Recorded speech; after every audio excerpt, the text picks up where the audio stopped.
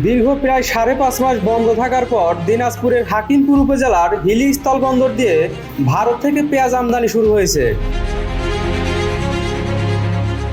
আমদানি শুরু হওয়ায় স্বস্তি ফিরেছে পাইকার ও সাধারণ ক্রেতাদের মাঝে।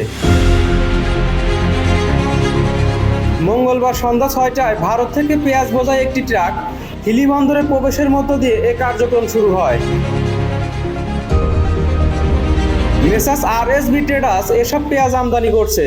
প্রথম দিন একটি ট্রাকে 30 মেট্রিক টন পেঁয়াজ আমদানি হয়েছে। পেঁয়াজ আমদানিকারকদের প্রতিনিধি আহমেদ সরকার বলেন, ভারতের রপ্তানি নিষেধাজ্ঞা থাকায় দীর্ঘ প্রায় 5.5 মাস পেঁয়াজ আমদানি বন্ধ ছিল। তবে সেই নিষেধাজ্ঞা গত 4 মে প্রত্যাহার করে নেওয়ার পরও 40% শুল্ক থাকায় নানা জল্পনা কল্পনা শেষে 11 দিন পর আজ থেকে পেঁয়াজ আমদানি শুরু হয়েছে। আমদানি স্বাভাবিক থাকলে পেঁয়াজের দাম কোরবানির ঈদে বাড়বে না বলেও জানান তিনি।